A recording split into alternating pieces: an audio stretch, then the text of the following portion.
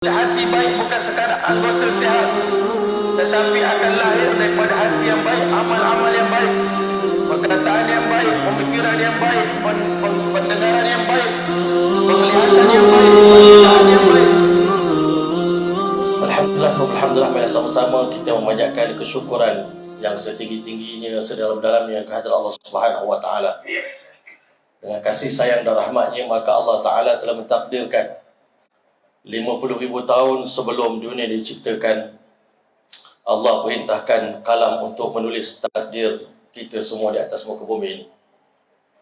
Dan di antara takdir itu, kita semua ditulis oleh Allah Ta'ala, dilahirkan di kalangan orang beriman, di kalangan umat baginda Muhammad sallallahu alaihi wasallam. Kelahiran kita, kewujudan kita di muka bumi ini adalah dengan ketentuan dan kehendak daripada Allah Subhanahu wa taala. Allah yang Maha Pengasih, Maha Penyayang, Dialah zat yang menciptakan alam semesta ini dengan kudrat dan iradatnya. Wujudnya alam dunia ini juga dengan kehendak Allah Subhanahu wa taala. Dan Allah yang Maha Perkasa lagi Maha Bijaksana, setelah Allah menciptakan alam semesta ini, setiap makhluk dalam dunia ini ada ketentuan, ada jalan hidupnya sendiri. Matahari ada cara hidupnya sendiri, bulan ada cara hidupnya sendiri. Wasyamsu tajri li mustaqarrin laha. Matahari bergerak mengikut galaksi peredaran yang Allah tentukan, jalan yang Allah tentukan untuknya. Setiap makhluk ada jalannya sendiri. Hatta siang dan malam pun ada perjalanannya sendiri, peredarannya sendiri. Sudah tentu makhluk yang bernama manusia, yang Allah jadikan manusia ini sebagai penentu kepada baik atau buruknya suasana ihwal dalam dunia ini. Suasana dalam dunia ada suasana baik, ada suasana buruk. Ada takdir baik, ada takdir buruk. Dan segala-galanya Allah tentukan berdasar kepada amalan manusia. Amalan makhluk-makhluk yang lain tidak menentukan apa-apa dalam perjalanan dunia ini. Tetapi seandainya manusia menginginkan mendambakan kehidupan yang baik, maka mereka wajib melakukan amal yang soleh.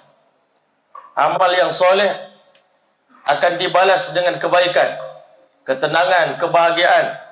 Sebaliknya, dosa-dosa yang dilakukan oleh manusia akan melahirkan kerosakan, keburukan, suasana yang tidak diingini oleh manusia.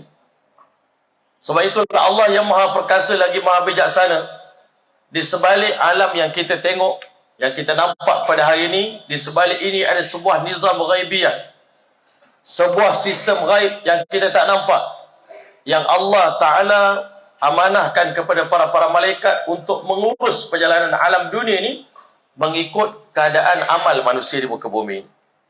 Sebab itu, di antara poin penting di dalam bayan Maulana Umar Palampuri rahmatullah alaih, ceramah beliau selalu menekankan kepada kita satu poin, iaitu irtibatul ahwal bil a'mal. Hubung kait suasana persekitaran kita ni dengan amalan manusia. Orang yang tidak beriman kepada Allah Subhanahu wa taala, bila berlaku sesuatu perkara yang buruk dalam dunia ni, mereka selalu mengaitkan kepada perkara-perkara yang zahir. Masya Allah, orang yang percaya kepada kebendaan, maka dia akan mencari penyelesaian dari segi aspek kebendaan. Dalam keadaan untuk memperbaiki manusia ni pun mereka cari jalan logik. Masya Allah. Sebab itu kadang-kadang bila saya bersembang dengan sahabat-sahabat, Masya Allah, kadang-kadang bila kita tengok suasana manusia yang semakin hari semakin rosak, semakin buruk, semakin menakutkan. Hari ini ada sebagian manusia mencari jalan penyelesaian. Ada mencari jalan penyelesaian biasa. Macam mana orang bukan Islam mencari jalan penyelesaian. Penyelesaian dia, Masya Allah, kita buat macam-macam tempat untuk kita memulihkan orang yang telah rosak. Kita buatlah tempat-tempat macam-macam. Saya tak nak sebut satu persatu. Tapi inilah tempat terakhir bagi manusia yang telah rosak, yang selalu mengganggu masyarakat. Mereka akan ditempatkan dalam satu tempat yang tertentu. Dan manusia tak tahu nak buat apa lagi dengan orang yang telah rosak ini. Tetapi di sana para anbiya alaihissalatu wassalam diutuskan oleh Allah Ta'ala bawa satu manhaj islahi, satu metodologi islah. Seburuk-buruk manusia pun boleh diperbaiki. Masya Allah, kerana ulama kata manusia ni adalah seperti mesin. Mesin yang paling berharga, yang paling mahal di dunia ni adalah manusia. Yang mana manusia ni Allah bagi hati, qalbu dan juga jasad. Masya Allah. Hati manusia inilah raja. Apabila raja ini kita perbaiki, dalam diri manusia ni, hati ini merupakan komponen yang paling penting sekali. Sehingga Nabi SAW telah bersabda, ala wa inna fil jasadi mudghah. Ketahuilah seandainya dalam tubuh badan manusia terdapat segumpal daging. Masya Allah. Idza saluhat saluhal jasadu kulluh. Apabila eloknya hati ini, maka eloklah semua anggota tubuh badan tersebut. Bukan elok anggota. Bila hati baik, bukan sekadar anggota sihat, tetapi akan lahir daripada hati yang baik, amal-amal yang baik, perkataan yang baik, pemikiran yang baik, pendengaran yang baik, penglihatan yang baik, sangkaan yang baik, percakapan yang baik, harapan yang baik. Tetapi daripada hati yang rosak, maka akan lahirlah perkataan yang rosak, pemikiran yang rosak, tindakan yang rosak, tindakan yang salah. Sebab itulah ulama kata selalunya mesin yang paling mahal, lagi mahal mesin itu, lagilah penjagaan dia perlu kena hantar pakar-pakar, engineer untuk bagi guide kepada orang yang nak menguruskan mesin ni. Masya Allah. Kerana manusia ni mesin yang paling mahal. Masya Allah, ulama kata manusia ni adalah mesin untuk beribadat pada Allah. Kita ni adalah mesin untuk melahirkan amal soleh. Daripada mulut kita boleh mencetak amal soleh, boleh baca Quran, boleh berzikir, boleh berdakwah, boleh mendamaikan orang. Telinga kita boleh mencetak amal soleh, dengar Quran, dengar dakwah, dengar azan. Mata kita boleh melihat, melakukan amal soleh. Mulut kita, Masya Allah, pemikiran kita, pendengaran kita, hati kita. Sebab itulah hadirin dan rahmatillah Allah, untuk mendidik manusia, mengajar manusia macam mana nak gunakan mesin badan ini mengikut kehendak Allah Subhanahu Wa Taala. Allah telah mengutuskan 124,000 para anbiya alaihi wassalatu wassalam. Nabi-nabi ini dihantar ke dunia nak beritahu pada manusia macam mana nak menjalani kehidupan ini. Sebagaimana matahari ada, Allah ajar dia cara menjalani kehidupan dia. Ikan, Allah ajar dia cara hidup dia. Millatul hayat, cara hidup. Untuk mengajar manusia menjalani kehidupan 60 tahun, 70 tahun di dunia ni, Allah hantar bukan seorang Nabi, 124,000 para anbiya alaihi wassalatu wassalam. Mereka lah orang yang paling faham kehendak Allah, paling kenal Allah Ta'ala. Mereka golongan yang paling faham apa keperluan manusia yang utama, sehingga para anbiya alaihi wassalatu wassalam datang ke dunia memperbaiki manusia yang telah rosak. Manusia yang berada tebing neraka jahanam dibawa oleh para anbiya alaihi wassalatu wassalam. Nabi-nabi ini bukan sekadar mereka membentuk suasana iman dan amal, suasana yang baik, suasana positif. Bahkan dia berusaha untuk bawa manusia-manusia yang berada dalam suasana yang tidak baik masuk ke dalam suasana yang baik. Kerana manusia ni hamba kepada suasana. Duduk dalam suasana baik, kita jadi orang baik. Duduk dalam suasana yang jahat, kita akan jadi orang jahat. Buya Hamka beritahu dalam kata-kata dia, di dunia tidak ada orang yang baik dan tidak ada orang yang jahat. Yang ada hanyalah suasana yang baik dan suasana yang buruk. Dan Nabi SAW beritahu, al-mar'u ala dini khalilih. Setiap orang, dia akan terkesan dengan agama kawan dia. Maka falyanzur ahadukum man yukhalil. Setiap orang di kalangan kamu kena lihat siapa kawan-kawan dia.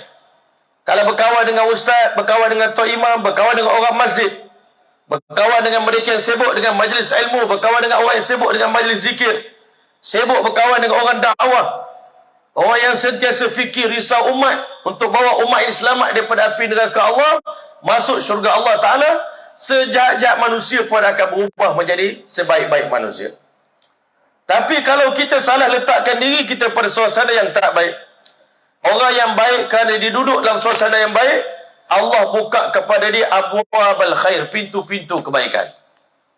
Sebab tu antara benda yang pelik bila kita masuk masjid tadi, kita masuk masjid melalui satu pintu. Tetapi yang kita minta doa pada Allah, Allahumma ftahli abwab rahmatik. Ya Allah, bukakan untukku bukan satu pintu, Banyak pintu-pintu rahmat, pintu yang menarik kasih sayang daripada Allah Ta'ala. Dan kata alim ulama, semua amal-amal soleh yang Allah bagi kepada kita ni, sama ada semayang, iktikaf, majlis ilmu, zikrullah, baca Quran, di sebalik semua amalan ini ada dua perkara. Di dalamnya ada rahmat, yang kedua di dalamnya ada redha daripada Allah Subhanahu Wa Ta'ala. Jalan agama inilah jalan yang diridhai oleh Allah. Inilah jalan yang lurus. Inilah jalan para nabi. Inilah jalan orang yang mendapat nikmat daripada Allah Ta'ala. Keluar daripada suasana ini, masuk dalam suasana yang lain, itu jalan yang bengkak-bengkok. Jalan ahli maksiat, jalan maghdubi alaihim, jalan mereka yang dimurkai oleh Allah, waladhdallin. Itulah jalan orang-orang yang sesat. Jalan agama ni jalan bahagia. Siapa nak dapat kebahagiaan dalam hidup, wajib dia kena memilih jalan beragama. Dan kita tengok satu benda, kalau dia berjalan mengikut fitrah dia, maka dia akan bahagia dan dia akan elok satu benda ni, Masya Allah. Tapi semua benda dalam dunia, kalau dia berlawan dengan fitrah dia, dia akan sengsara, dia akan susah. Manusia ni Allah fitrahkan agama untuk kita. Hidup dalam beragama kita tenang, hidup dalam beragama kita bahagia, hidup dalam agama kita selamat, hidup dalam agama ni kita mendapat keamanan, kemakmuran, keselamatan, kejayaan, ketinggian.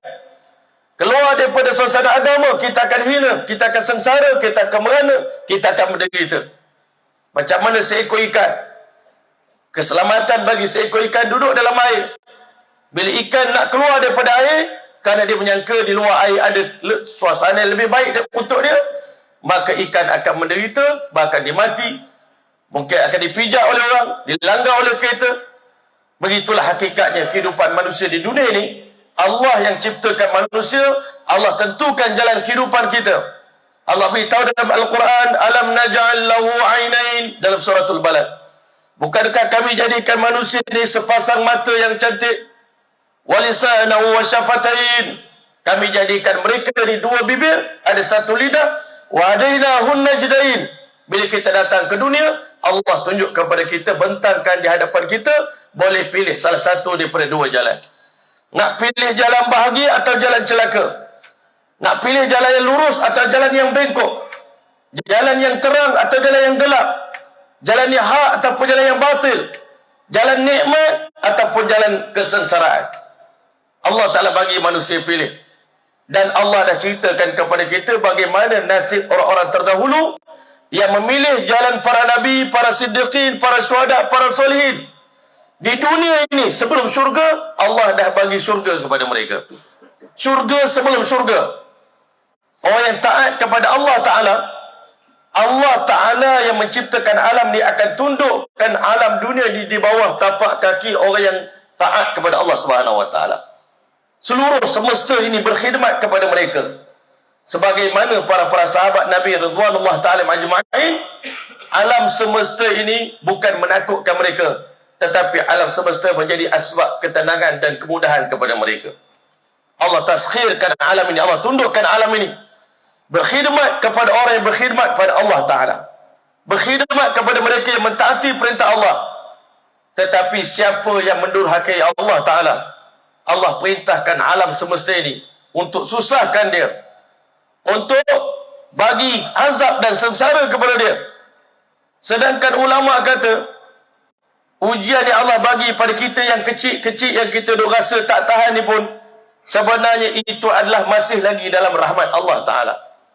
Allah bukan azab manusia ni dengan azab yang pedih, Masya Allah. Sedangkan ulama kata ujian yang Allah bagi pada kita, bila kita buat banyak kesalahan, Allah akan bagi sikit peringatan. Yang peringatan itu pun bukanlah balasan daripada dosa yang kita buat. Sebab kalau nak ikutkan tuan-tuan mulia, Allah sebut dalam Quran, walau yu'akhidullahu an-nasa bima kasabu, kalaulah Allah betul-betul nak berlaku adil, dibalas setiap dosa dengan azab, ma taraka ala zahriha min dabbatin, tak akan tinggal, tak akan hidup seorang manusia pun di atas muka bumi. Sebab kita semua pun dosa. Satu dosa, satu watan daripada Allah Ta'ala. Watan daripada Allah bukan kecil, Masya Allah.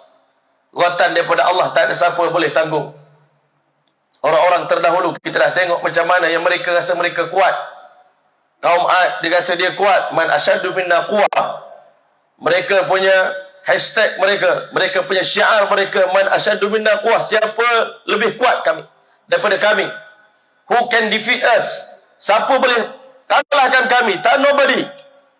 Tapi Allah Ta'ala hantar angin sikit je, 8 hari 8 malam. Humban mereka, hempas mereka, akhirnya jadi mereka seperti batang-batang korma yang jatuh bergelimpangan. Masya Allah. Allah Ta'ala nak azab manusia sangat mudah. Ulama kata nak lawan Allah, tak payah. Allah kata lawan makhluk aku dulu kalau boleh. Kalau boleh lawan angin, boleh lawan banjir, boleh lawan taufan, boleh lawan Allah punya tentera. Sedangkan Allah kata wa ma ya'lamu junuda rabbika illahu. Tak ada siapa yang tahu tentera-tentera Allah melainkan Allah Ta'ala. Allah kalau nak azab manusia, Allah boleh gerakkan seluruh tentera dia. Angin, air, api, udara, semut-semut, kuman-kuman, Masya Allah. Coronavirus pun kita dah tak boleh nak lawan dah. Bayangkan kalau Allah Ta'ala datangkan dia punya tentera dia. Sebab itu tidak ada jalan untuk lari melainkan kita lari kepada Allah Subhanahu Wa Ta'ala. Fafirru ila Allah, larilah kamu kepada Allah Ta'ala. Malakum la tarjuna lillahi waqara. Mengapa kamu tidak mencari ketenangan di sisi Allah Ta'ala? Kamu boleh dapat kesenangan. Dengan taat pada Allah kita akan bahagia. Dengan solat kita akan rasa tenteram. Dengan kita buat suasana baik, kita dibalas dengan kebaikan oleh Allah Ta'ala. Hal jazaa'ul ihsani illa al-ihsan. Tiadalah balasan kebaikan melainkan dibalas dengan kebaikan yang lebih baik lagi. Sebab itu Allah beritahu, in ahsantum li anfusikum. Kalau kamu buat baik, bukan untuk kami, kata Allah. Ibadat yang kita buat ni bukan untuk memuliakan Allah. Allah beritahu dalam hadis kursi, law anna awwalakum ya ibadi wa hambaku, law anna awwalakum wa akhirakum, seandainya yang terawal di kalangan kamu sampai yang terakhir di kalangan kamu, kanu ala atqa qalbi rajulin wahidin minkum, mempunyai hati yang paling bertakwa, hati paling baik, hati seperti hatinya baginda Muhammad sallallahu alaihi wasallam, ketakwaan kamu, kebaikan kamu, mazada dzalika min mulki syai'a, tak menambah apa-apa kehebatan dalam kerajaan kami. Kerajaan kami sedia kala, kerajaan kami maha hebat, maha sempurna. Tak pernah menurun kerajaan Allah Ta'ala pada satu kedudukan yang tak akan terjejas dengan apa pun dosa maksiat yang dilakukan oleh manusia. Dengan ketaatan kita pun tak menambah apa-apa, dengan kedurhakaan kita pun tak menambah apa-apa lagi dalam khazanah Allah Ta'ala. Yas'aluhu man fis samawati wal ard. Setiap hari seluruh makhluk, bukan manusia saja, binatang-binatang pun berdoa kepada Allah. Allah tunaikan segala hajat manusia. Yas'aluhu man fis samawati wal ard. Kulla yawmin huwa fi sya'n. Setiap hari Allah berada pada kedudukan yang maha tinggi, yang maha agung, yang maha hebat, yang maha perkasa, yang maha bijaksana. Allah suruh kita taat pada dia bukan kerana Allah perlukan ibadat kita. Sekali-kali pun Allah tak perlukan solat kita. Sekali-kali pun Allah Ta'ala tak perlukan kita punya bacaan Quran kita. Sekali-kali pun Allah tak perlukan zikir daripada kita. Sekali-kali pun Allah tak perlukan dakwah daripada kita. Kalau manusia tak nak melakukan ibadah kepada Allah, Allah boleh guna makhluk-makhluk yang lain selain daripada kita untuk beribadah kepada Allah Ta'ala, dan itulah yang sedang berlaku. Di saat manusia sedang derhaka pada Allah di muka bumi ini, selain daripada manusia, tak ada satu pun makhluk yang derhaka pada Allah Ta'ala. Seluruh makhluk ini beribadat kepada Allah. Seluruh manusia, seluruh makhluk bersujud pada Allah. Seluruh makhluk bertasbih memuji Allah Ta'ala. Subhanallahi ma fis samawati wa ma fil ard. Bertasbih memuji Allah seluruh makhluk di langit, seluruh makhluk di muka bumi ini. Kalau manusia tak nak ibadat kepada Allah, ibadahnya para malaikat lebih daripada mencukupi, masya-Allah. Nabi SAW beritahu, "Attatis sama malam Isra wal Mi'raj." Aku dengar langit mengeluh. Langit seakan-akan menanggung beban yang begitu berat kerana di atas permukaan langit penuh dengan para malaikat. Ma min mawdi'in, tidak ada ruangan kosong di langit. Walau biqaidi shibrin, walau dengan kadar satu jengkal, illa wa fihi malakun wadi'un jabhatahu sajidan lillahi ta'ala. Melainkan di setiap ruangan yang kosong itu ada malaikat yang meletakkan dahi mereka untuk bersujud pada Allah Ta'ala. Sujud malaikat jauh lebih sempurna daripada sujud kita. Semayang malaikat lebih sempurna daripada semayang kita. Sebab sujud mereka sedikit pun tak ingat pada makhluk. Ibadat mereka tak diselang-seli dengan kedurhakaan pada Allah Ta'ala. Kita hari ini Masya Allah buat baik pada Allah sekejap, tapi buat jahat banyak. Ingat pada Allah sekejap, lalai pada Allah banyak. Khalatu amalan salihan wa akhara sayya. Majoriti di kalangan kita mencampur adukkan kebaikan dengan keburukan. Masya Allah. Ini duduk dalam masjid buat baik, kejap lagi keluar buat semula kesalahan, nanti taubat balik. Tapi Allah yang Maha Pengasih, Maha Penyayang, Allah Ta'ala tidak ambil kesalahan manusia pada setiap kesalahan yang dia buat. Sebab itu kata Nabi SAW, tidak ada satu zat yang lebih sabar daripada Allah Ta'ala. Allah lah yang sabur, yang Maha Penyabar. Kita hari ini tengok orang buat maksiat sikit pun tak boleh nak pecah kepala kita tengok orang ni. Masya Allah, bila dia nak bertaubat, bila dia nak mati. Tengok orang buat dosa, geram betul tengok. Allah lagi geram kalau nak kira. Allah tengok hari-hari aku bagi makan orang kafir ni 5 bilion, 6 bilion. Bila mereka nak sembah aku ni? Daripada kecil sampai mati aku bagi dia makan, aku bagi dia pakaian, aku bagi dia kenderaan, aku bagi dia nikmat, aku bagi dia kehidupan. Segala keperluan aku yang bagi, tapi dipuji selain daripada aku. Kalau nak kira nak marah, Allah lagi marah.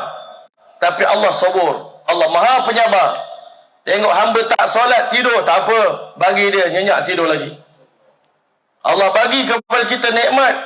Sebab Allah Ta'ala jadikan dunia ni sebagai darul imtihan, negeri untuk Allah menguji manusia. Dekat dunia ni buatlah apa nak buat dulu. Nak pilih jalan Nabi pun tak apa.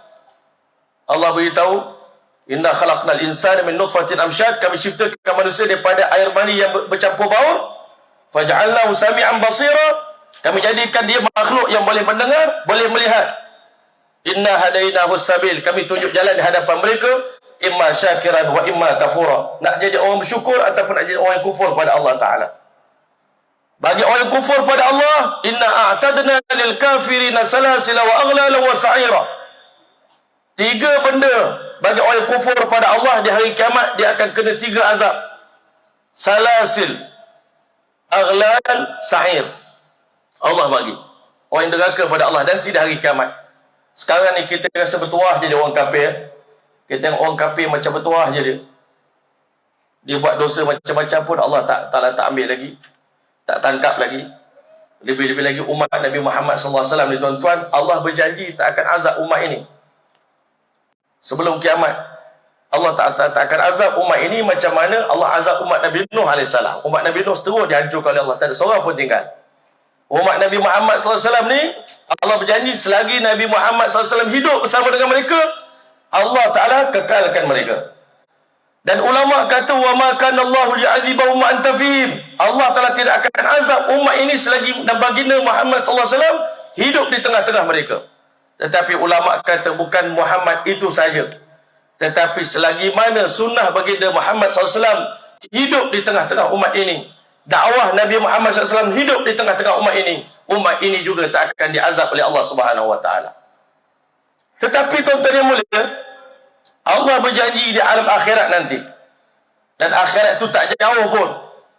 Dunia dah berada di penghujungnya tuan-tuan. Kita berada di zaman kerosakan umat, zaman dunia dah nak hancur ni. Tapi masih lagi ramai manusia lupa pada akhirat, lupa pada persiapan nak menghadap Allah Subhanahu Wa Taala. Sahabat Nabi punya risau. Kadang-kadang mereka mengatakan, ada 3 benda, kata sahabat Nabi. Tak salah saya Salman Al-Farisi radhiyallahu ta'ala beritahu, ada 3 benda dalam dunia ni, bila saya terfikir tentang benda tu, saya akan duduk seorang-seorang, akan menyebabkan saya menangis. Masya Allah. Sedihnya dalam dunia 3 benda. Yang pertama, sedih di atas kehilangan baginda Muhammad sallallahu alaihi wasallam di muka bumi ini. Firaqu Muhammadin wa hizbah. Berpisah dengan Nabi Muhammad dan sahabat-sahabat. Ini orang kata satu benda yang menyedihkan kami. Kata Sayyidina Salman Al-Farisi radhiyallahu anhu. Tak salah saya, sama ada Salman atau Abdullah bin Mas'ud. Yang kedua dia kata, wal wuquf baina yadayillahi ta'ala. Paling menakutkan iaitu saat berdiri di hadapan Allah Ta'ala nanti di hari kiamat. Bila mana Allah Ta'ala turunkan ayat yauma yaqumun nasu lirabbil alamin, hari di mana manusia akan berdiri di hadapan Allah Tuhan Rabbul Alamin. Sahabat Nabi terfikir, bagaimana ya Rasulullah manusia mampu untuk berdiri depan Allah Ta'ala? Kita hari ini berdiri depan raja kalau kita buat salah, tuan-tuan. Berdiri depan hakim kalau kita buat silap pun kita dah menggeletar lutut, Masya Allah. Bayangkan kalau kita banyak buat kesilapan, kita salah gunakan amanah yang Allah bagi pada kita, anggota yang Allah bagi pada kita, masa yang Allah bagi pada kita, harta yang Allah bagi pada kita, nikmat yang Allah bagi pada kita. Salah guna nikmat ini. Dekat dunia Allah tak tunjuk lagi. Tetapi inna a'tadna lil kafirin salasil. Yang pertama, salasil ini rantai yang panjang ni, Masya Allah, sab'una dhiran. Satu mata rantai itu panjangnya 70 hasta, Masya Allah. Dililit seluruh badan. Orang yang kufur pada Allah dirantaikan seluruh badannya, Masya Allah. Di tengkuknya ada aghlal, Masya Allah, ada belenggu di sini, Masya Allah. Rantai, dan dimasukkan bahagian hujung rantai ke dalam mulut dan dikeluarkan daripada punggung, tuan-tuan. Wasa'ira, dan dilemparkan ke dalam api neraka. Allah beritahu, inna a'tadna lil kafirina salasila wa aghlalan wasa'ira. Tetapi innal abrar, orang yang buat baik di dunia, yang ikut nasihat para nabi, yang ikut pesanan para nabi, yang ikut dakwah para nabi, yang ikut jalan para nabi, yang kita minta dalam surah Fatihah hari-hari, ihdinas siratal mustaqim, tunjukkanlah kami jalan yang lurus. Siratal ladzina an'amta 'alaihim, golongan yang mendapat nikmat daripada Allah. Nikmat dunia pada Allah bagi. Orang yang taat kepada Allah, dunia menjadi nikmat, menjadi syurga yang disegerakan oleh Allah untuk dia. Dalam dunia ni pun hidup macam dalam syurga dah. Apa yang terlintas semua dikabulkan oleh Allah. Orang yang taat pada Allah Ta'ala. Sementara dalam syurga nanti menanti nikmat yang lebih besar. Innal abrara yashrabuna min ka'sin kana mizajuha kafura. Orang yang buat baik, mereka akan minum dalam satu cawan yang mana cairan air minuman itu adalah air kafur. Wa yusqawna fiha ka'san kana mizajuha kafura aynan yashrabu biha ibadullahi fajjirunaha tafjira. Air yang diminum oleh hamba-hamba Allah, kami pancarkan air itu dengan pancaran yang begitu banyak. Nikmat Allah ceritakan menanti kita di alam akhirat.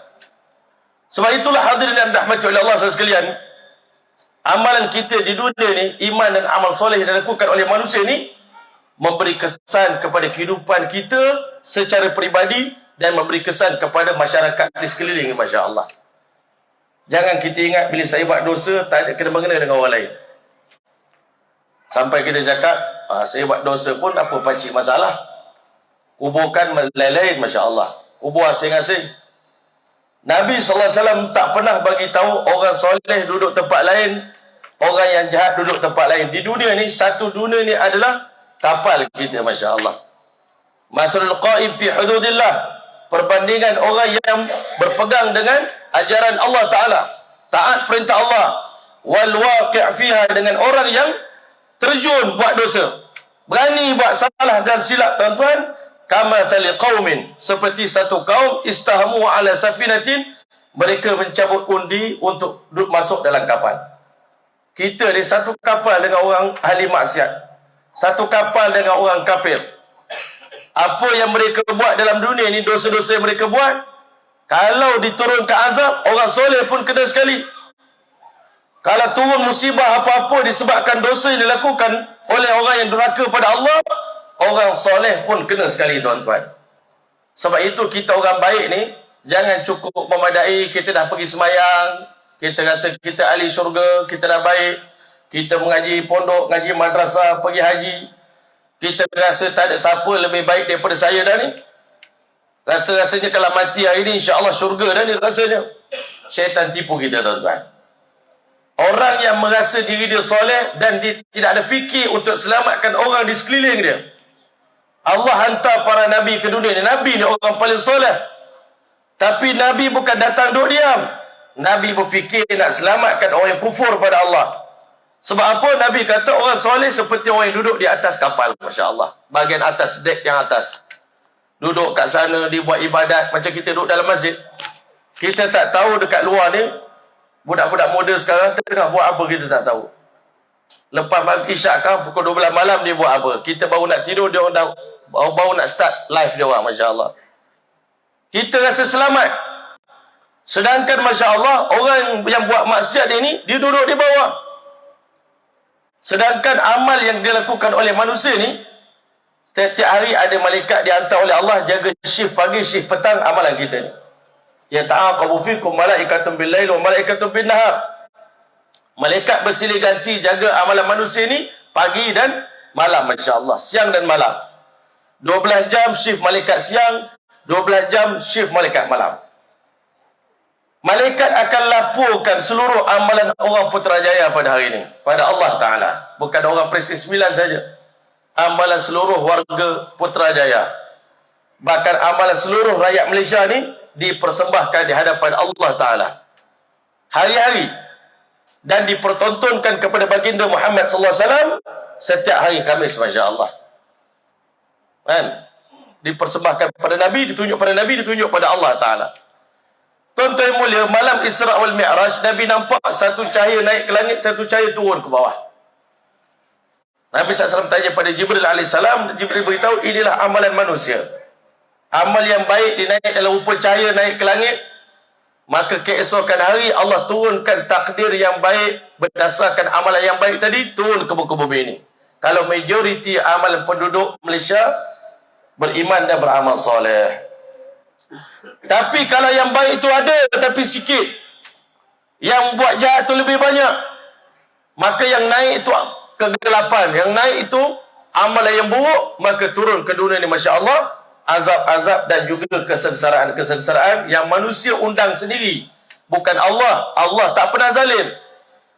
Yang hari ini kita nampak azab itu kesan daripada dosa yang kita buat. Allah dah hantar Nabi cakap jangan buat dosa. Nabi-Nabi pun dah cerita dah. Ala ukhbirukum bi akbaril kabair. Aku nak beritahu pada kamu dosa paling besar sekali. Nabi dah beritahu jangan buat dosa. Asyirku billah, jangan syirik pada Allah. Tapi manusia suka pada syirik. Wa uququl walidain, deraka pada ibu bapa.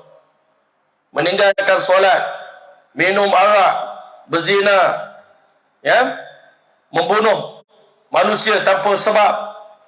Ini dosa-dosa besar. Allah dah beritahu jangan buat. Kalau buat, kalau ditimpa musibah, maka jangan salahkan Allah Ta'ala. Aku tak pernah zalim pada manusia. Ini semua bala yang datang adalah kamu yang panggil, kamu yang jemput. Tapi kalau kita buat baik, Masya Allah, turun hujan, turun rahmat, turun keberkatan. Sebab itu ulama kata amalan manusia ni sangat memberi kesan. Para pendosa ni seperti satu kumpulan manusia duduk di bawah. Dia kata buat apa kita nak kacau orang masjid. Kita tak kacau dia, dia jangan kacau kita. Kan? Dia orang baik tu biarlah. Kita yang nakal ni, biar kita buat cara kita. Jangan dia orang tahu. Dia pun tebuk kapal daripada bawah, Masya Allah. Tebuk lubang. Pakai gerenda, Masya Allah. Masya Allah, tebuk lubang. Orang atas nampak, ada seorang daripada passenger ni tebuk lubang ni, Masya Allah. Dia tebuk lubang ni, kalau air masuk dalam kapal, kapal karam, kita semua karam. Kita hari dalam perjalanan menuju akhirat. Kalau orang nampak ni tuan-tuan, dia tak pergi pegang tangan orang tu, berhenti dek, Masya Allah. Kamu memang nak minum air untuk kamu seorang, kerana kamu nak cari jalan mudah.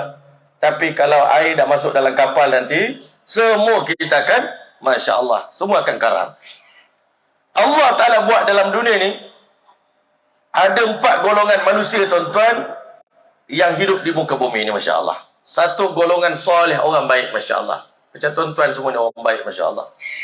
Kan, semua orang soleh-soleh, muka bercahaya, beribadat pada Allah, semayang tak tinggal, Alhamdulillah. Tapi ada makam yang lebih tinggi daripada orang soleh ni, itu golongan muslihin, Masya Allah. Golongan yang dia dah baik, dia fikir nak tarik orang lain, bawa ke dalam suasana yang baik ini. Kesian tengok orang duduk di luar sana, duduk dalam suasana maksiat ini, sebenarnya nampak macam gembira, sebenarnya hakikatnya mereka menderita. Kawan-kawan kita yang tak solat, kita nampak je dia happy. Hakikatnya Allah saja yang tahu. Allah Ta'ala tak pernah letak bahagia pada orang yang durhaka pada Allah.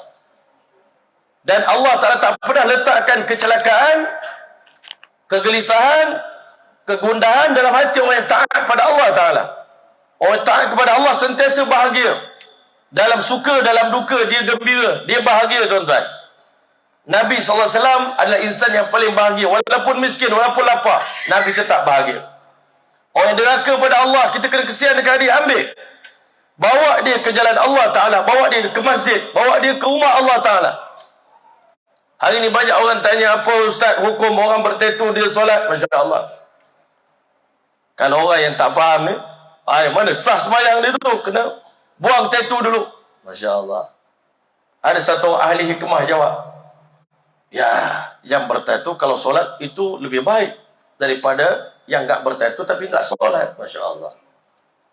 Masya Allah. Ya Pak Ustaz, apa hukum orang tak pergi solat Jumaat? Masya Allah.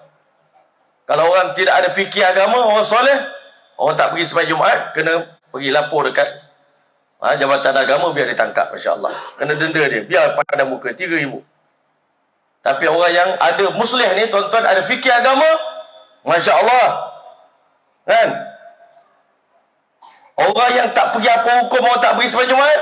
Ya, hukumnya orang yang pergi salat Jumaat harus pergi ke rumah orang yang tak salat Jumaat, tarik tangannya bawa ke masjid. Masya Allah. Pak Ustaz, Masya Allah, kami dengar Nabi bagi tahu 73 golongan umat ini, 72 akan masuk neraka, 1 golongan akan masuk syurga. Siapa yang masuk syurga, Pak Ustaz? Orang soleh dia kata yang syurga tu saya lah. Orang muslih dia kata golongan yang selamat adalah golongan yang bawa 72 golongan ahli neraka tu bawa masuk ke syurga Allah Ta'ala. Tuan-tuan mulia, agama bukan dengan nafsu, agama dengan kesedaran. Jumpa orang soleh, saya dah bunuh 99 orang, macam mana hukumnya? Weh, awak ni pendosa besar ni, jahat. Saya tak pernah jumpa orang jahat macam awak ni. Teruk benarnya. Bunuh 1 orang pun Allahu Akbar, neraka dah. Kamu bunuh 99 orang lagi teruk. Memang tak ada peluang bertaubat. Dia pun tikam orang tu, Masya Allah. Jumpa orang yang ada muslih, tuan-tuan, yang ada fikir risau nak selamatkan manusia. Dia tahu walaupun dia dah bunuh 99 orang, tetapi bukan 100 orang dah dibunuh, tetapi keampunan daripada Allah, kemaafan daripada Allah, pintu taubat belum ditutup. Dia belum mati lagi, masih ada peluang bertaubat. Orang muslih ni, tuan-tuan, fikir dia sangat tinggi, Masya Allah. Mudah-mudahan Allah pilih kita jadi golongan muslih, yang mana Allah sebut, wa ma kana rabbuka liyuhlikal qura bizulmin wa ahluha muslihun. Kalau datang bala kepada satu-satu tempat, bala yang besar, banjir, ribut, taufan, tsunami, orang soleh akan terkena musibah, tetapi orang muslih akan diselamatkan oleh Allah Ta'ala. Orang soleh ni dibuat baik, dibuat seorang-seorang. Siti Aisyah radhiyallahu ta'ala tanya pada Nabi SAW, anhulaku wa fina salihun, adakah kami akan binasa sedangkan ramai orang soleh-soleh di sekeliling kami? Nabi kata, na'am, betul. Idza kathratil khabath, bila kekejian dah melampau-lampau merebak, tak ada orang pergi cegah, tak ada orang pergi, orang kata, ubah maksiat ini, maka nanti azab Allah didatangkan, orang-orang soleh pun akan terkena azab itu. Samalah bila kapal dah tenggelam, maka orang soleh pun tenggelam juga. Dia air ni nak tenggelam, bukan dia kata awak orang baik, okey awak kami selamat, orang yang jahat je kami nak tenggelamkan. Air dia tak pilih, tuan-tuan. Time banjir datang, semua kena. Sebab itu Allah hanya berjanji dalam Quran, falamma nasu ma dzukiru bihi fatahna alaihim abwaaba kulli syai' hatta idza farihu bima utu akhadnahum baghtatan fa idza hum mublisun. Maka tatkala orang soleh datang beri peringatan, bagi nasihat, bagi dakwah, ajak kita tinggalkan maksiat, berhijrahlah, berubahlah, ni masuk tahun baru dah ni, tinggalkan maksiat, ayo kita ke masjid, jom kita baiki diri, islah diri, jom kita keluar ke jalan Allah Subhanahu wa taala. Falamma nasu ma dzukiru bi, ada orang dapat peringatan, disambut benda tu, tuan-tuan, diterima. Betul, saya ni dah jauh ni, tolong bawa saya tuan, pimpin saya boleh Ustaz. Kita pun bawa dia dekat pelan-pelan, Masya Allah, jadi golongan kita, jadi orang-orang soleh, Masya Allah, duduk dalam suasana baik, dia pun jadi orang baik. Ada satu golongan diberi peringatan, dia melupakan apa yang diberi peringatan. Fatahna alaihim abwaaba kulli syai', Lepas dia buat dosa, kami buka lagi pintu-pintu kenikmatan. Mana Umar Palampuri rahmatullahi alaih beritahu manusia ni, orang baik, ada makin baik, Allah bagi dia makin senang. Ada orang, bila dia buat baik, dia makin susah. Ada dua golongan. Tapi baik atau senang atau susah, dia dalam redha Allah Ta'ala. Ada orang, dia makin buat dosa, makin senang, makin kaya, bisnes makin menjadi.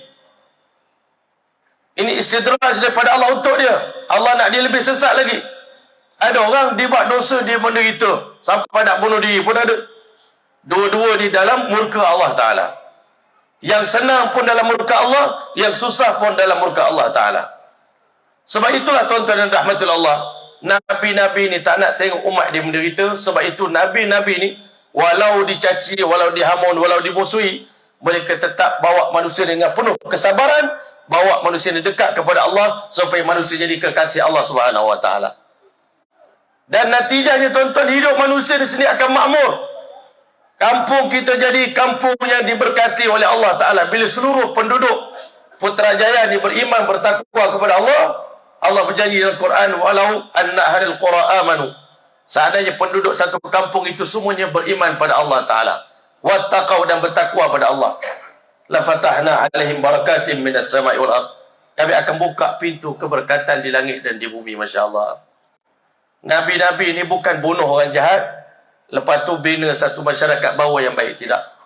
Nabi-Nabi ini bawa orang jahat itulah jadi orang baik. Penjenayah itulah jadi para sahabat Nabi. Pembunuh-pembunuh itulah jadi kekasih-kekasih Allah Ta'ala. Nabi datang ke dunia tak pernah judge siapa-siapa, orang ni dah tak ada hidayah dah, orang ni ahli neraka ni, tak boleh dah, tak ada lagi. Sebaliknya Nabi-Nabi datang ke dunia berdakwah sungguh-sungguh, pujuk musuh-musuh Allah yang ketat. Hatta Abu Jahal sekalipun, Abu Lahab sekalipun, Nabi kita SAW pujuk rayu untuk mereka semua selamat daripada azab Allah Ta'ala. Nabi tak pernah mengharap Abu Jahal masuk neraka. Nabi tak pernah berharap Abu Lahab masuk neraka. Tetapi mereka yang pilih jalan itu. Sebab itu tak boleh salahkan Allah, tak boleh salahkan Nabi-Nabi, tak boleh salahkan alim ulama. Semua mereka telah jalankan tanggungjawab dengan sempurna, nak pastikan manusia ini hidup aman bahagia. Dan bila kita taat pada Allah Ta'ala, Allah Ta'ala akan jadikan alam semesta ini berjalan mengikut kehendak kita. Masya Allah. Kita nak hujan, Allah bagi hujan. Kita nak buah, Allah bagi buah. Kita nak apa? Kita nak sejuk, Allah bagi sejuk. Allah bagi angin. Masya Allah. Tapi bila mana manusia deraka pada Allah, apa yang manusia nak tak akan ditunaikan oleh Allah. Sebab apa? Allah sebut dalam hadis kursi, abdi, wahai hambaku, anta turidu wa ana urid. Engkau ada keinginan, aku pun ada keinginan. Wala yakunu illa ma urid. Tak akan berlaku melainkan apa yang aku nak dalam dunia ni. Dan kehendak Allah Ta'ala itu akan berlaku. Iradatullahi hiyal wujud. Kehendak Allah itulah yang akan berlaku. Tak akan berlaku ikut kehendak manusia. Bahkan punya hebat Allah Ta'ala, Allah sebut dalam surah Yasin, innama amruhu idza arada syai'an ay yaqula lahu kun fayakun. Bila Allah menghendaki sesuatu, bila Allah kata jadi, maka jadilah. Tak ada siapa boleh menghalang. La mani'a lima atait. Tak ada siapa yang boleh menghalang apa yang Allah nak bagi. Wala mu'tiya lima mana'at. Dan tak ada siapa boleh bagi apa yang Allah tak nak bagi. Iyamsaskallahu bidurrin fala kashfalau illahu. Kalau Allah Ta'ala iyamsaskallahu bidurrin, kalau siapa Allah Ta'ala nak timpakan kemudaratan ke atas diri dia, tak ada siapa boleh menyingkap musibah itu melainkan Allah Ta'ala. Kalau Allah nak bagi azab, keburukan, tak ada siapa boleh angkat azab itu melainkan Allah. Wa in yuridka bi khairin, kalau Allah nak bagi kebaikan pada kita, fala radda li fadlih, tak ada siapa boleh menolak kurniaan Allah Ta'ala. Sebab itulah hari ini Allah kata, kamu nak, aku pun nak. Kamu ada keinginan sebagai manusia, aku sebagai Rabb yang ciptakan kamu, aku pun ciptakan kamu dengan keinginan aku. In sallamtani fima uridu, kalau kamu serahkan pada aku apa yang aku nak, tunaikan solat, bayar zakat, taat pada Allah, tinggalkan maksiat, makmurkan rumah Allah. Hari ini benda yang paling besar dalam dunia ni yang kita kena hidupkan adalah masjid-masjid ni, tuan-tuan. Masjid adalah markas iman, markas takwa. Masjid ialah tempat rahmat Allah, tempat berkat turun dalam kampung kita ni. Masjid ni hari-hari menarik rahmat untuk sebarkan kepada penduduk kampung kita. Bila masjid ini hidup 24 jam, hidup dengan amalan macam amalan Masjid Nabawi, daripada masjid inilah akan lahir generasi yang beriman dan bertakwa pada Allah Ta'ala. Hari ini kita bercita-cita nak lahirkan generasi yang beriman bertakwa. Kita tulis dekat sekolah kita, melahirkan generasi yang bertakwa, generasi yang beriman, generasi yang soleh, Masya Allah. Sebenarnya minta maaf cakap, tempat melahirkan anak-anak yang soleh bukanlah, Masya Allah, memanglah madrasah apa semua tu tempat yang bagus, tetapi tempat yang sebenar, tempat asal melahirkan insan yang bertakwa kepada Allah adalah masjid, Masya Allah. Zaman Nabi SAW, semua orang-orang bertakwa dilahir daripada produk masjid. Orang-orang soleh lahir daripada produk masjid. Orang-orang muslih lahir daripada produk masjid. Masjid bukan tempat datang 5 waktu sembahyang balik, bukan.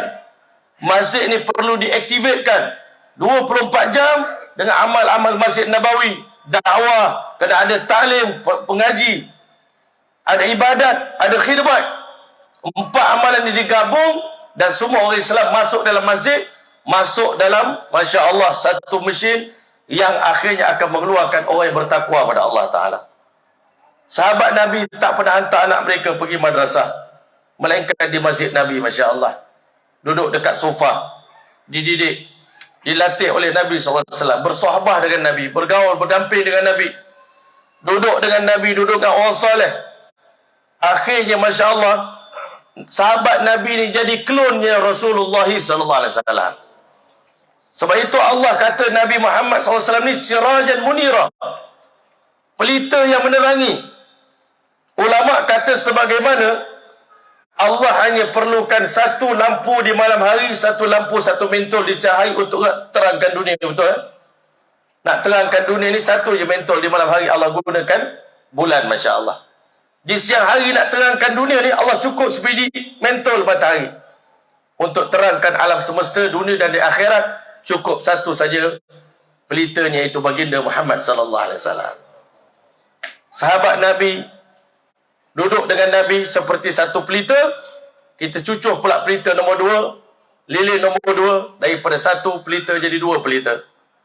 Sahabat Nabi ambil daripada api yang sama tetapi dengan keterangan yang sama, Masya Allah. Begitulah sepatutnya tuan-tuan hari ini. Semua masjid-masjid di dunia ni, kalau kita nak suasana kampung kita jadi baik, Masya Allah, hari ini kita ditakutkan dengan suasana-suasana di luar, Masya Allah.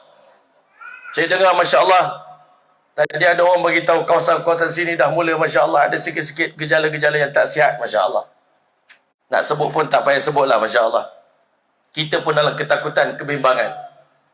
Orang soleh, kalau kita tak pergi keluar, ambil orang yang durhaka pada Allah, dibawa ke rumah Allah, satu hari nanti, orang yang di luar sana, dia akan jadi orang yang menakutkan kita, Masya Allah.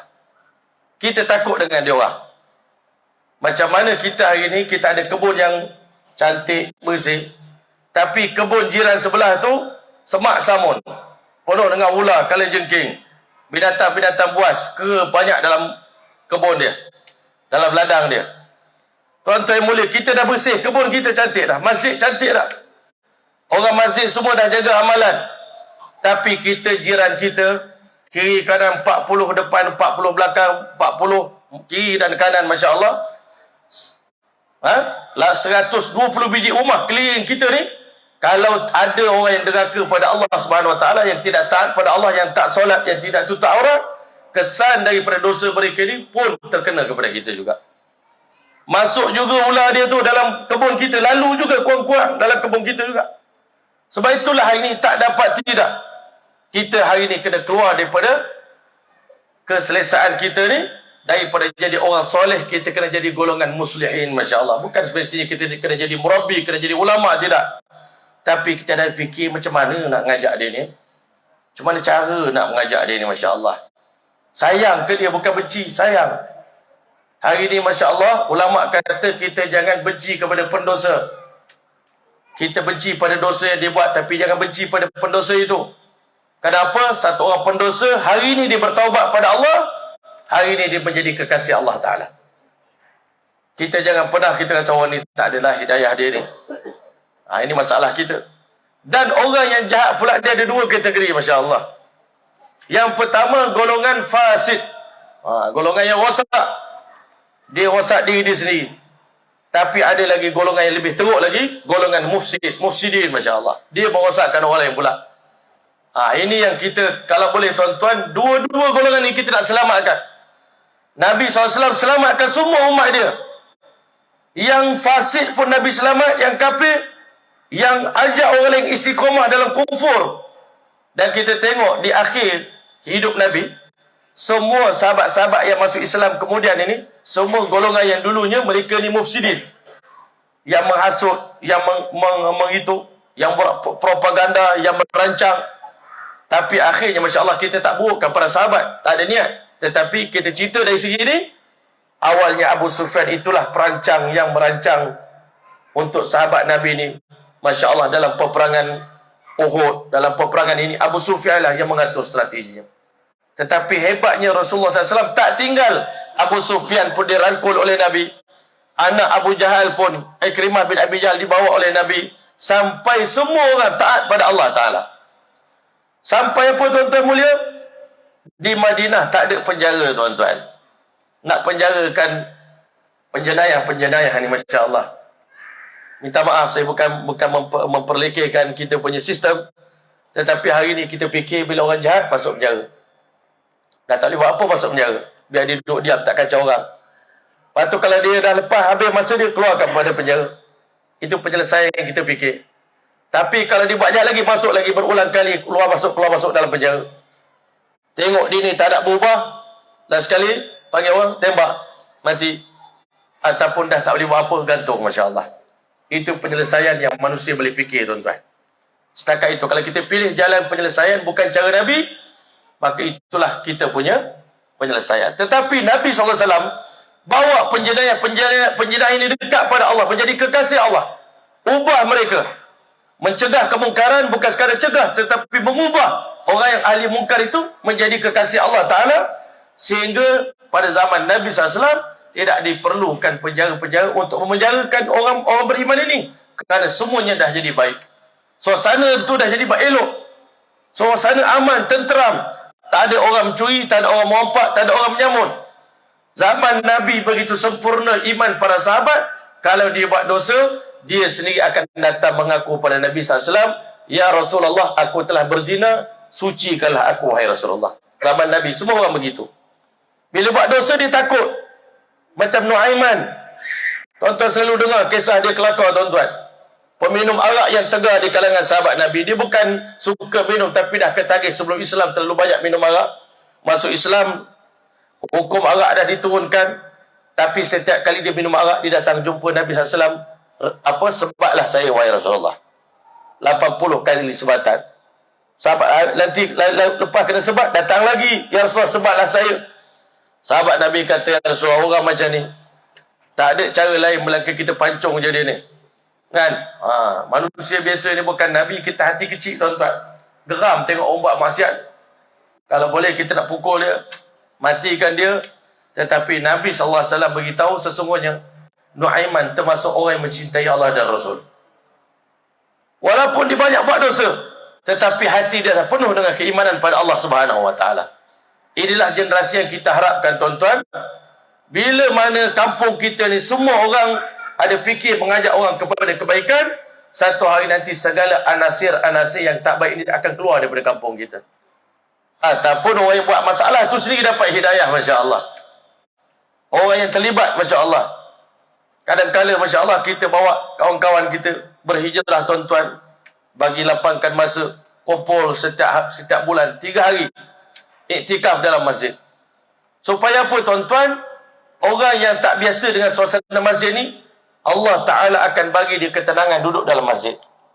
Berkawan dengan orang yang soleh, duduk dalam suasana malaikat. Tidur dalam masjid, iktikaf dalam masjid. Selalu saya cakap, kawan-kawan, kita iktikaf dalam masjid ni, Masya Allah, hotel 1000 bintang. Tidur dalam masjid ni, ketenangan yang Allah bagi, punya hebat. Tidur dalam hotel 5 bintang pun tak puas. Tak puas pun tidur. Tapi kalau kita iktikaf dalam masjid, ketenangan yang luar biasa. Balik-balik, Alhamdulillah. daripada berbagai-bagai background tuan-tuan. Alhamdulillah, dengan iktikaf dalam masjid, kesan duduk dalam masjid ini sangat besar. Sebab itu Nabi-Nabi semua mengajak umat nak baiki umat ini, bukan di tempat lain, bukan di kamp-kamp, bukan di kamp motivasi sini tuan-tuan. Bawa mereka dalam masjid dan hidupkan amal dalam masjid. InsyaAllah ta'ala seburuk-buruk manusia pun akan berubah menjadi sebaik-baik manusia. Saya nak tutup dengan kisah satu orang bernama Sumamah radhiyallahu ta'ala anhu. Sumamah ni tuan-tuan, dia satu orang ketua kabilah Arab, Masya Allah, orang terkenal. Tapi sahabat Nabi ni balik daripada berdakwah di satu tempat, lalu dekat situ tengok ada Sumamah, tarik dia bawa pergi ke Madinah. Masya Allah, tak pasal-pasal dia kena tangkap. Dia pun dikurung dalam Masjid Nabawi. Nak beritahu kepada kita ni, masjid lah tempat nak jadikan orang jadi baik. Masya Allah, kita hari ni pening nak hantar ke mana anak kita nakal-nakal ni. Masya Allah, sebenarnya kita manusia hari ni fikir bila dah teruk nakal hujung-hujung baru kita nak cari penyelesaian. Sebenarnya daripada kecil inilah kita dah kena bentuk. Kalau kita tak nak anak kita jadi sumber ketakutan pada kita, daripada kecil lagi kena bentuk anak kita jadi anak yang soleh. Kalau daripada kecil macam ni dah bawa pergi masjid, insya-Allah budak ni tak akan jadi masalah pada masyarakat di masa akan datang. Biasanya orang buat masalah ni orang yang hati tak pernah pergi masjid. Dia bukan jahat, tetapi kerana dia tak pernah dibentuk. Macam binatang buas tuan-tuan, kuda yang liar, memang dia liar sebab dia tak pernah dibentuk. Tapi bila dibentuk, dia jadi jinak. Masya Allah, manusia begitu juga. Tuan-tuan rahmat Allah, Sumamah ni ditawan dalam masjid 3 hari 3 malam. Masya Allah, duduk dalam masjid. Bukan masjid macam kita ada aircon, masjid yang panas, masjid yang Masya Allah sederhana zaman Nabi, tak ada apa-apa pun. 3 hari Nabi SAW jumpa dia, dakwah dia. Masya Allah, semoga masjid kita jadi macam Masjid Nabawi. Masya Allah. Kita dengar sahabat-sahabat kita cerita di Eropah, ada satu ruangan untuk orang kafir duduk dalam masjid nak tengok macam mana orang Islam solat. Kan? Satu ruangan khusus. Di sana Eropah, Mak Saleh pakai skirt ke pakai apa, dia boleh masuk dalam masjid. Orang Islam bagi tengok. Tengok suasana masjid, suasana ketenangan. Orang yang di luar sana dia tak pernah rasa kebahagiaan. Dia nak sangat tengok bahagianya orang Islam ni. Tenang je duduk dalam masjid. Masya Allah. Mudah je korang tidur. Mudah je korang menjalani kehidupan. Kami susah nak tidur, kena makan ubat tidur. Tuan-tuan rahmat Allah, Sumamah ni 3 hari duduk dalam masjid. Nabi dakwah dia daripada pagi sampai ke petang, sampai Nabi pun penat. Sahabat Nabi kata, ya Rasulullah, penat tuan dakwah dia. Dia tak dengar. Bagi kami pancung kepala dia. Itu je ubat dia. Masya Allah. Kita ini gitulah tuan-tuan, kurang sabar. Berdakwah kita ni kurang sabar. Semoga Allah bagi kita kesabaran Nabi-Nabi. Masya Allah. Nabi-Nabi ni, selagi orang tu tak mati dengan kufur, selagi tu dia ada peluang. 3 hari Nabi dakwah dia tuan-tuan. Masya Allah. 3 hari Nabi dakwah dia. Hari ketiga, dia kata, ya Rasulullah, kalau Tuan lepaskan saya hari ini, saya ni orang yang sangat pemurah, saya berjanji, saya akan hantar bantuan kepada orang Islam. Nabi pun lepaskan dia. Bila Nabi lepaskan dia tuan-tuan, dia pun keluar daripada masjid.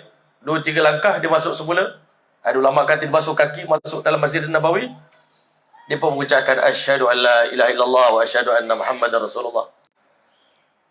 Nabi pun hairan, sahabat Nabi pun hairan.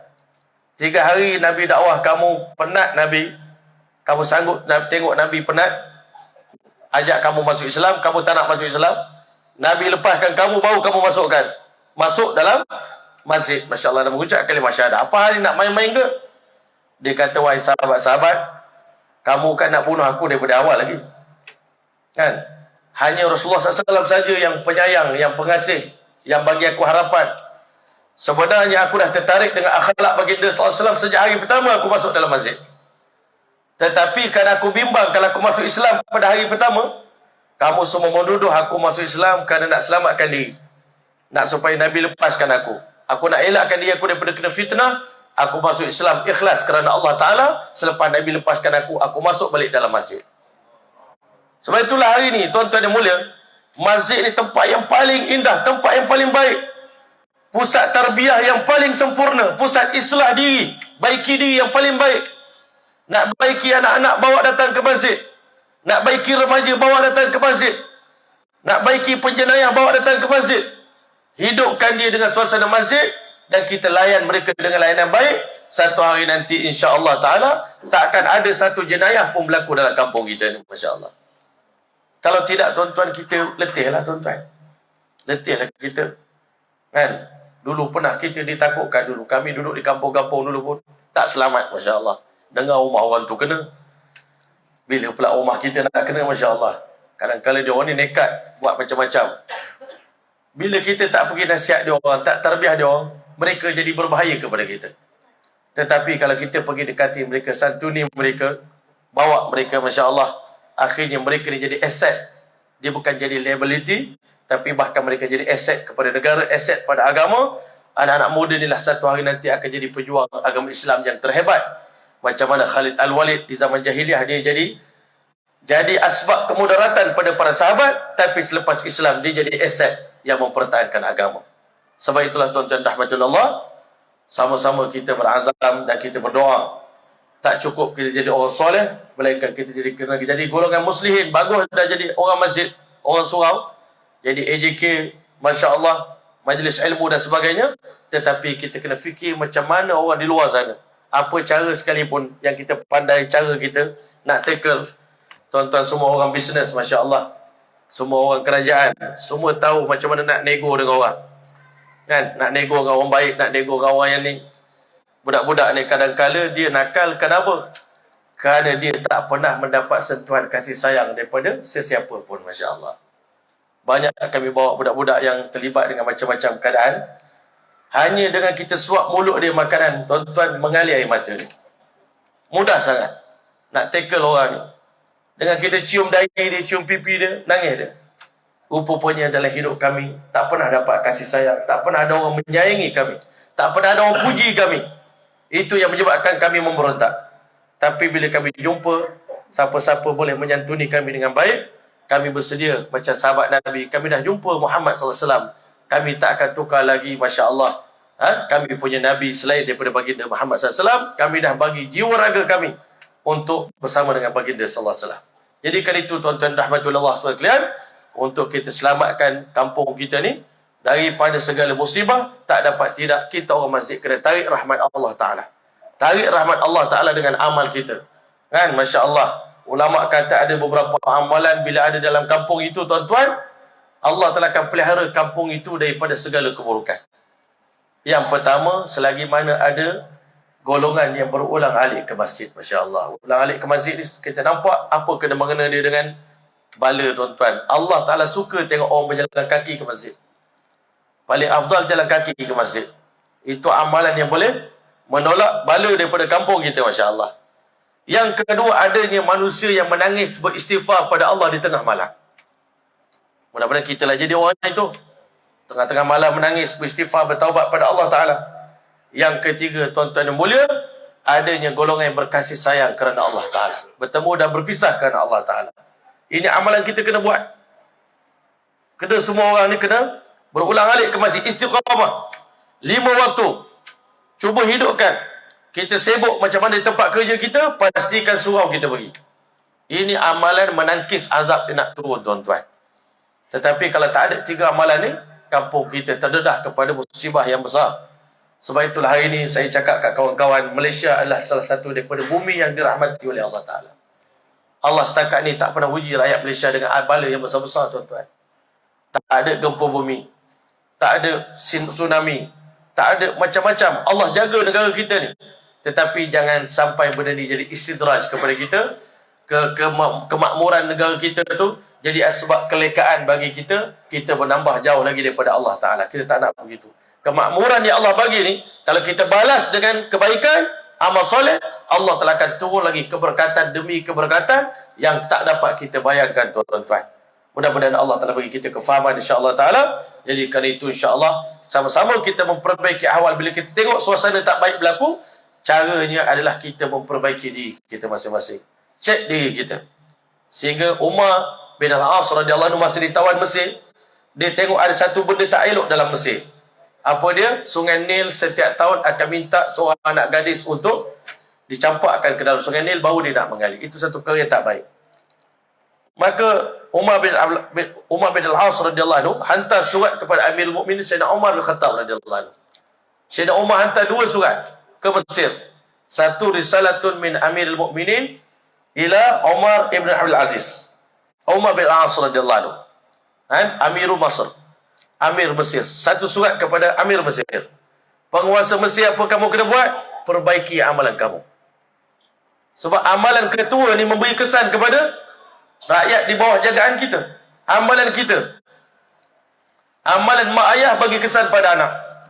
Amalan suami bagi kesan buruk pada isteri.